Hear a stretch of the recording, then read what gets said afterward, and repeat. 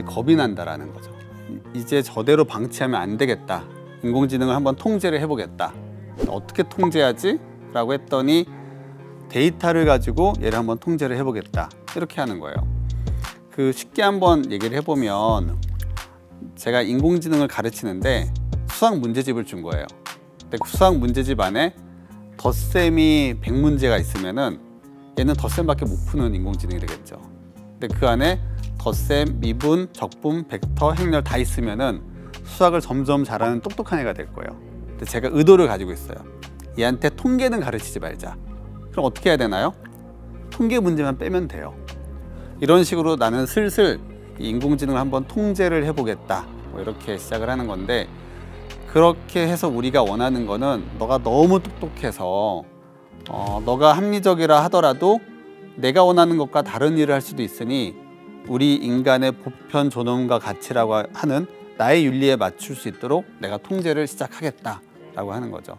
그 내용으로 시작을 해보겠습니다. 그런데 우리 인공지능 제일 처음에 많이 접하셨던 분들이 로봇 말고는 자율주행차 얘기 많이 하셨어요. 도대체 언제 나올까요? 그 자율주행차. 운전하기 어려워하시는 분들이 그 드림카, 자율주행차인데 이 아무리 기다려도 안 오는 그 자율주행차가 사실상 계획상으로는 우리나라는 2027년에 계획이 있어요. 그쵸? 여태까지 기다리셨기 때문에 5년만 더 기다리시면은 네, 면허 이런 거 됩니다. 그런데 이 자율주행이라는 게 나름대로 레벨이 있어요, 수준이. 그래서 사람의 개입이 전혀 없어도 되는 자율주행을 레벨 4 자율주행이라고 하고, 그게 2027년에 시작되는 거죠.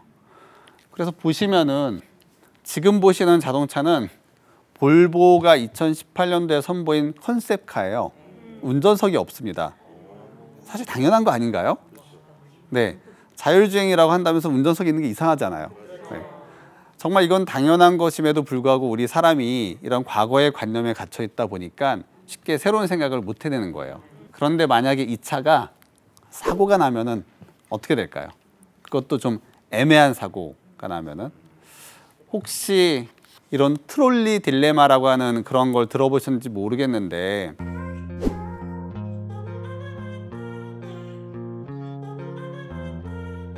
브레이크가 고장난 기차 앞 양쪽에 각각 젊은 사람 3명, 나이 드신 3명을 묶어 놓았을 경우 기차를 어느 쪽으로 선회를 해서 누구의 생명을 더 우선해야 되냐, 이런 말도 안 되는 딜레마를 우리가 트롤리 딜레마라고 하는데, 이따위 딜레마를 만들어낸 그놈을 그냥 기차로 밀어버려라.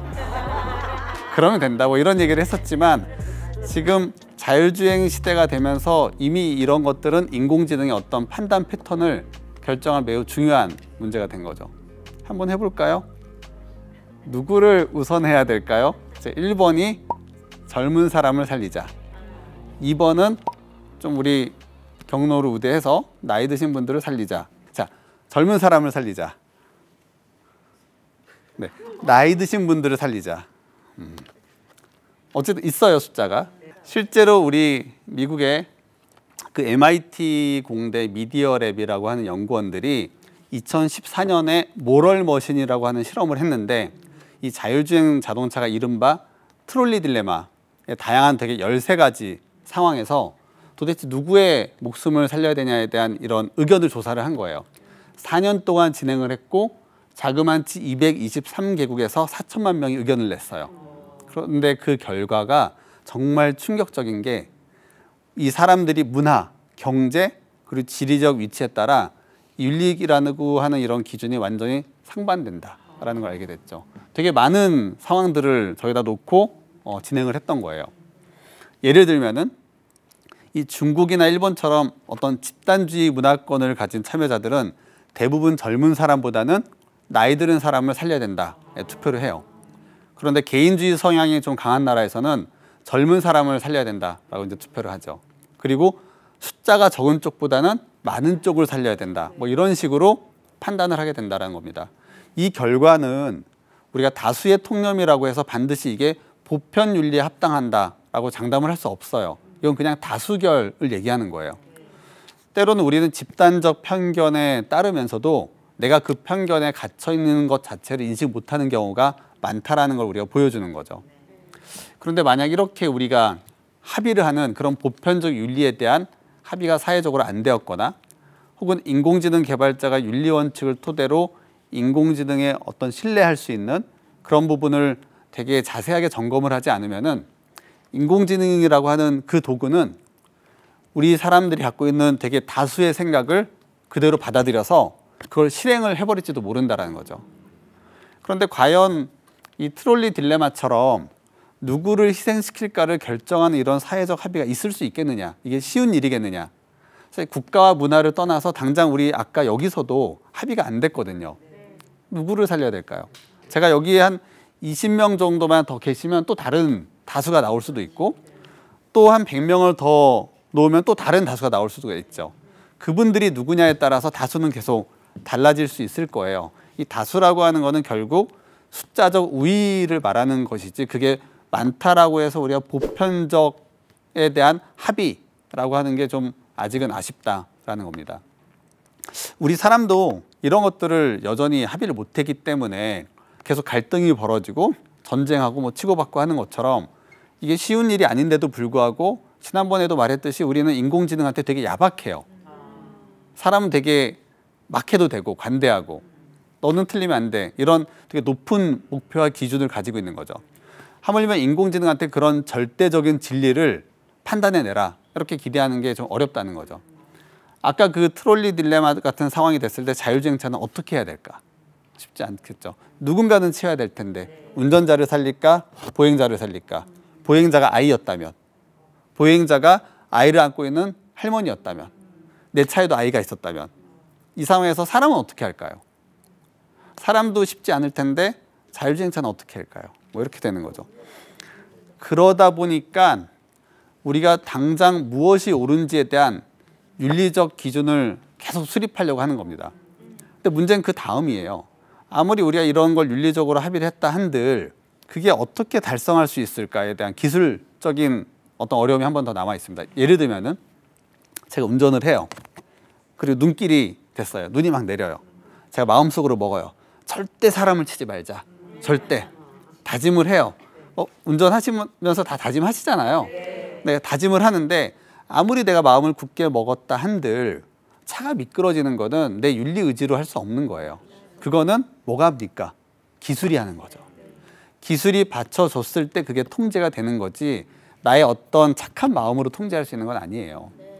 무슨 말이냐 하면은 윤리라고 하는 거는 무언가를 하게 하거나 하지 않게 하는 그런 인간의 의지와 동기를 만들어내는 것뿐이지 그 목적을 달성하는 거는 철저하게 이 기술이 해야 된다는 겁니다.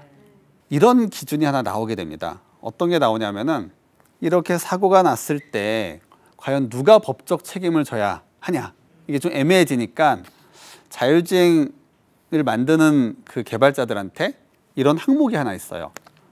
좀 어렵기 시작하는데 소위 설명 가능한 인공지능으로 만들어라. 뭐 익스플로 이렇게 해서 영어로 나오는 XAI라고 벌써 분위기 쌓여지기 때문에 제가 설명을 못 드릴 건데 아무튼 이 사고가 나면은 만든 사람도 좀 면책을 받고 싶을 거예요.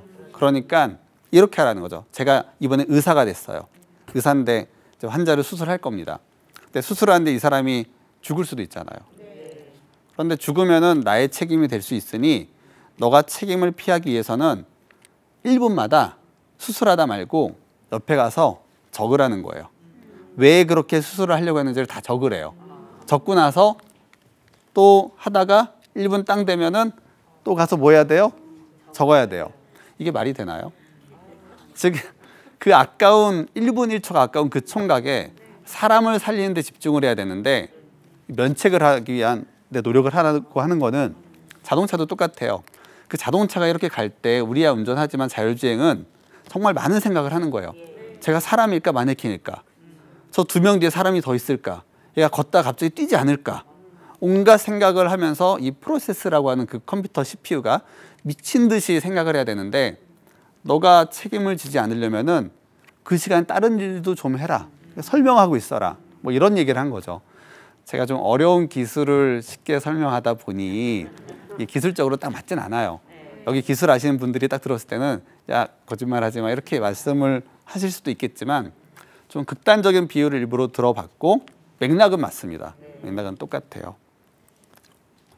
우리가 지난 시간에 성차별을 한 어떤 인공지능 채용 시스템을 말씀드렸어요. 사실 어떻게 보면 인공지능이 정말 성차별을 하고 싶었을까요, 걔가 어떤 성이나 인종을 차별할 만한 개인적 문화적 이유가 있었을까라는 거죠. 굳이 그럴 필요가. 더군다나 아마존이라고 하는 이런 세계 최고의 회사 페이스북이 데이터가 부족했을까?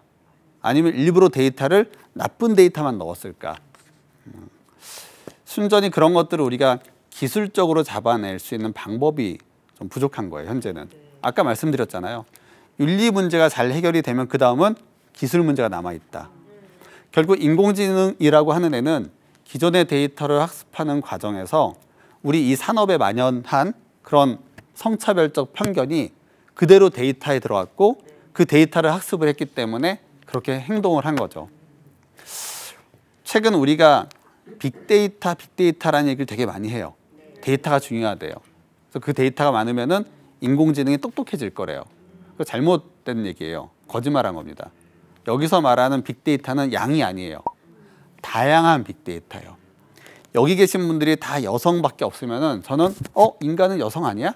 이렇게 생각하죠. 다 안경 끼고 계시면은 인간은 안경 끼고 있는 거 아니야? 이렇게 생각할 거예요. 그러면은 다 다르게 있었을 때 저한테 올바른 판단 기준을 만들어 줄 수 있겠죠. 그래서 우리가 다양하지 않은 빅데이터는 빅데이터가 아니라 빅쓰레기 뭐 이렇게 좀 단어를 과격하게 좀 쓰기도 하는데 이렇게 써도 아직까지도 제가 어떤 기업에 가면은 이런 얘기를 들어요. 항상 듣는 얘기가 뭐 되게 유명한 기업들이죠. 데이터가 많대요. 얼마나 있어요? 라고 하면은 10년치를 모았다. 뭐 몇십억 건이 있다. 혹은 몇 펙타바이트, 이 용량이에요. 만큼 있다. 제가 그 다음 질문을 해요. 얼만큼 다양하게 있나요? 모르겠다. 저희가 좀 이렇게 컨설팅을 많이 해드리는데 컨설팅 제목 보고서 이런 게 많습니다. 5만 장처럼 보이는 사실은 260장의 데이터. 다 중복 데이터예요. 그렇지 않고 다양하게 있을 때 우리는 그런 다양성을 존중할 수 있는 방법을 배울 수 있는 기회가 된다는 거죠. 만약에 우리가 성 역할의 어떤 기존 편견으로 가득 찬 이런 채용 정보를 100년치를 모아봤자 그걸 가지고 학습한 인공지능은 그냥 꼰대 담당자의 패턴을 그냥 100년째 반복하는 일배밖에 안 되는 거예요. 빅일배가 되는 거죠. 지금 벌어지고 있는 이런 인공지능의 되게 차별적인 생각들, 엄밀하게 말하면은 인공지능이 실수를 하거나 편견이 있는 게 아니라 단지 우리 인간 사회에 축적된 편견이 계속 반영되고 있는 거다. 그런 면에서 보면 우리나라의 이루다 아시죠?